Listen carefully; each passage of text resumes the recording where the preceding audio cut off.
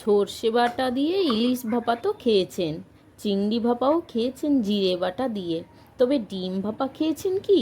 যদি না খেয়ে থাকেন তাহলে রেসিপিটি দেখে চটপট বানিয়ে ফেলুন, আর যদি খেয়েছেন তো তাহলেও দেখুন, কারণ আজকের রেসিপিটি একেবারে নতুনত্ব স্বাদ নিয়ে হাজির হয়েছি আমি অমৃতা। আপনারা দেখছেন অমৃতা রান্নাবান্না চ্যানেল। খাদ্যগন্ধে ভরপুর এই ডিমের ভাপা বানাতে আমি এখানে নিয়ে নিয়েছি 3টে ডিম। ডিমগুলোকে ভালোভাবে ধুয়ে এখন ঠান্ডা জলের মধ্যে দিয়ে দিচ্ছি। একটা সসপ্যানের মধ্যে জল দিয়ে বসিয়ে দিচ্ছি। তো এখন ডিমের উপরে লবণ দিয়ে দিচ্ছি যাতে তাড়াতাড়ি ডিমটা সেদ্ধ হয়ে যায় আর ডিমের খোসা ছাড়াতে সুবিধা হয়। এখন আমি বানিয়ে নেব একটি মশলার পেস্ট, আর এখন লো ফ্লেমে দিয়ে চলে যাচ্ছি মশলাটা বেটে নেওয়ার জন্য। আমি এখানে নিয়ে নিয়েছি 10-12টা চিনেবাদাম, নিচ্ছি 2 চামচ কালো সর্ষে দিলে ঝাঁঝটা বেশ ভালো হয়। নিচ্ছি 2 চামচ পোস্ত, নিয়েছি 10-12টা কাঁচা লঙ্কা। সব কিছু একসঙ্গে একটু একটু জল দিয়ে দিয়ে বেটে নেব। বেশ মসৃণ করে বাটনাটা আমি বেটে নিচ্ছি। এখন আমার মশলাটা বাটা হয়ে গিয়েছে। আমি এখন কিছুটা নারকেল নিয়ে নেব। নারকেলটা একটু থেতো করে নিচ্ছি। এভাবে শিলনোড়ায় থেতো করে নিলেই ভালো হবে। কোরা নারকেল থেকেও ভালো টেস্ট হবে। এইটা একটু গোটা গোটা থাকলে মুখে পড়লে বেশ ভালোই টেস্ট লাগে। তো এখন আমি থেতো করার পরে আবার বেটেও নিচ্ছি একটু। নিয়ে এই মশলার বাটিতে নারকেলের বাটাটাও রেখে দিলাম। তো এখন ডিমটা আমার সেদ্ধ হয়ে গিয়েছে। একটু ঠান্ডা জল দিয়ে ঠান্ডা করে এখন আমি ছাড়িয়ে নিচ্ছি। দেখুন এখন আমি 3টে ডিমেরই খোসা ছাড়িয়ে নিয়েছি। এখন আমি ছুরির সাহায্যে ডিমটাকে অর্ধেক করে নিয়ে লবণ আর হলুদ মাখিয়ে নিচ্ছি। আর এখন গ্যাসের ওভেনটা অন করে তাতে বসিয়ে দিয়েছি কড়াটা গরম করে তেল দিয়েছি। তেলটাকে একটু ছড়িয়ে নিয়েছি চারিদিকটা। এখন আমি ডিমগুলোকে ভেজে নেব লাল লাল করে। ডিমটাকে কুসুমের দিকটা উপর করেই প্রথমে বসাতে হবে।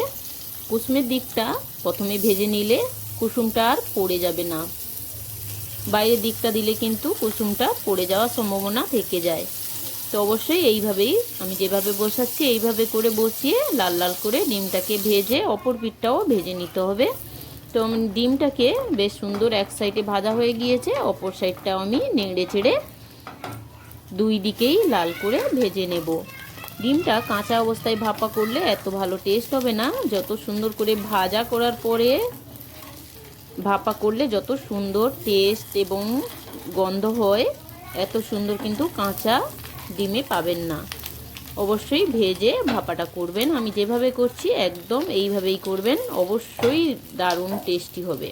সমস্ত ডিম আমার ভাজা হয়ে গিয়েছে। ডিমগুলোকে আমি একটি প্লেটের মধ্যে নামিয়ে নেব। এখন ডিমগুলোকে খুব সাবধানে নাড়াচাড়া করতে হবে, তা না হলে ডিমগুলো কিন্তু ভেঙে যাওয়ার সম্ভাবনা থেকে যায়। আমি একটি মশলার পেস্ট বানিয়ে নেব। তার জন্য নিয়ে নিয়েছি দইটাকে আমি সুন্দরভাবে ফেটিয়ে নিচ্ছি স্পুনের সাহায্যে। এখন দেখুন দইটা বেশ ভালোভাবে ফেটানো হয়ে গিয়েছে। এখন এর সঙ্গে আমি অ্যাড করে দেব কিছু মশলা যেগুলো আমি আগে থেকে বেটে রেখেছি। তো এখন দিয়ে দিচ্ছি দইয়ের মধ্যে চিনিটা অবশ্যই দিতে হবে, কারণ টক দই যেহেতু ব্যালেন্স করার জন্য চিনিটা একটু দিতে হবে। আর দিয়ে দিচ্ছি পরিমাণ মতো লবণ, দিয়ে দেব এখানে পরিমাণ মতো হলুদটা দিলে কালারটা বেশ সুন্দর হয়। তো হলুদটা না দিয়েও আপনারা করতে পারবেন, সেক্ষেত্রে ভাপাটা সাদা সাদা দেখাবে। আর দিয়ে দিচ্ছি একটু লঙ্কার গুঁড়ো টেস্টের জন্য। আপনারা যেভাবে ঝাল খাবেন সেইভাবেই লঙ্কার গুঁড়োটা মিক্সড করবেন। তো সুন্দরভাবে আমি মিক্সড করে নিয়েছি সমস্ত মশলা। তো এখন টিফিন কৌটা নিয়ে নিয়েছি। এই টিফিন কৌটার মধ্যেই রান্নাটা করব, তাই দিয়ে দিচ্ছি মশলার পেস্ট। তো এখন মশলার পেস্টের ওপরে দিয়ে দেব নারকেলের কুড়া, মানে নারকেল বাটা, যেটা আমি শিলনোড়ায় বেটে রেখেছি। আর এখন দিয়ে দিচ্ছি শিলনোড়ায় বেটে রাখা সমস্ত মশলাগুলো দিয়ে আমি ভালোভাবে মিশিয়ে নেব। সুন্দর করে মিশিয়ে নিতে হবে যাতে এদিক ওদিক যেন গোটা না হয়ে থাকে, বা ভালোভাবে পেস্টটা করে নিতে হবে। যদি জল লাগে তাহলে অল্প অল্প জল মিশিয়েও পেস্টটা ভালো করে স্মুথলি বানিয়ে নিতে হবে। দেখুন আমার পেস্টটা কত সুন্দর হয়েছে। এখন আমি দিয়ে দিচ্ছি একটু সরিষার তেল। কাঁচা সরিষার তেল দিতে হয় ভাপাতে, যে কোনো ভাপাতে সরিষার তেল দিতে হবে, কাঁচা সরিষার তেল, তাহলে ভাপাটা বেশ সুন্দর সেন্ট এবং সুন্দর স্বাদ হবে। দেখুন মশলাটা আমার কেমন হয়েছে, খুব মোটা নয়, খুব একদম তরল করে দিইনি। এইভাবেই রাখতে হবে, খুব তরল করলেও হবে না আর খুব মোটা করলেও রেসিপিটা ভালো হবে না। তো এখন ভাজা ডিমগুলোকে আমি দিয়ে দিচ্ছি, দিয়ে একটু স্পুনের সাহায্যে চাপ দিয়ে ভিতরে ঢুকিয়ে দিচ্ছি। তো বাকি ডিমগুলোকেও একইভাবে দিয়ে দেব এই মশলার মধ্যে, দই মশলার মধ্যে দিয়ে বাটিতে সমস্ত মশলা মধ্যে আমি চেপে চেপে বেশ ডিমগুলোকে ঢুকিয়ে দেব, যাতে মশলার সঙ্গে ভালোভাবে মাখো মাখো হয়ে ডিমটা সাজানো হয়ে যায়। তো এইভাবে সমস্ত ডিম আমার সাজানো হয়ে গিয়েছে, আর ওপর থেকে আমি মশলাগুলো ছড়িয়ে দিচ্ছি চারিদিকটা সমান করে, দিয়ে বেশ কাঁচা লঙ্কা চিড়ে রেখেছিলাম সেগুলো দিয়ে দিচ্ছি উপর থেকে। এখন ঢাকনাটা দিয়ে দিচ্ছি, ঢাকনাটা বেশ টাইট করে লাগাতে হবে, যাতে ফোটা যখন ডিমটা ফুটবে তখন যেন না ঢাকনাটা খুলে যায়। তো এখন কড়াইতে জল দিয়ে বসিয়ে দিলাম টিফিন বক্সটা। আর দেখুন জলের স্তরটা কতটা, আপনারা ভালো করে দেখে নিন। জলটা কিন্তু খুব কম হলে চলবে না, তাহলে জলটা শুকিয়ে যাবে। আর যদি এর থেকে বেশি জল হয় তাহলে কিন্তু মশলার কৌটোতে জল ঢুকে যাওয়ার সম্ভাবনা থাকে। তো অবশ্যই লক্ষ্য করুন বক্স থেকে কতটা নিচে আছে জলটা, এইভাবেই জলটা দিতে হবে। তো এখন ঢাকনা দিয়ে দিচ্ছি কড়াইয়ের ওপরে, 10 মিনিটের জন্য আমি ফোটাবো।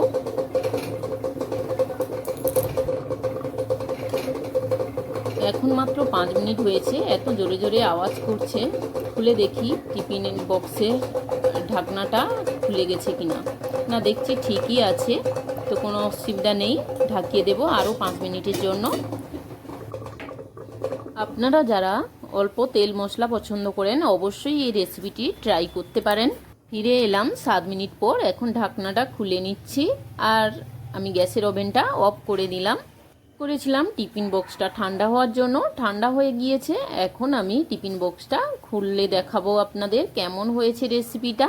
রাতে হোক বা দুপুরে সুস্বাদু ডিমের ভাপা পাতে পড়লেই ওই বেলা পেট এবং মন দুই ভরবে।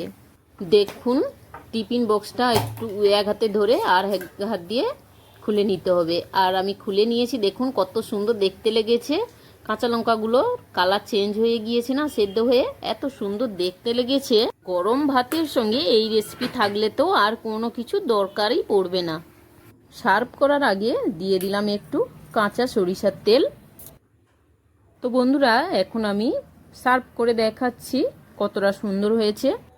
রেসিপিটি নেওয়ার আগে অবশ্যই খেয়াল করবেন যেন ডিমটা ভেঙে না যায়। এই সময় ডিমটা নরম হয়ে গেছে যেহেতু, চামচটা খুব আস্তে আস্তে মশলার মধ্যে খেয়াল করে একটা একটা ডিমকে আলাদা করে নিতে হবে। আর একজনের পাতে একটা করে ডিম আর মশলা তার উপরে দিয়ে দিতে হবে। বন্ধুরা এরকম সুন্দর রেসিপি পেতে অমৃতা রান্নাবান্না চ্যানেলটি সাবস্ক্রাইব করে পাশের বেল বাটনটি প্রেস করে রাখুন, যাতে করে অল নোটিফিকেশান আপনার কাছে পৌঁছে যায়। আর রেসিপি ভালো লাগলে অবশ্যই লাইক, কমেন্ট ও শেয়ার করে পাশে থাকার অনুরোধ রইল। ফিরে আসছি পরের এপিসোডে, ততক্ষণের জন্য ভালো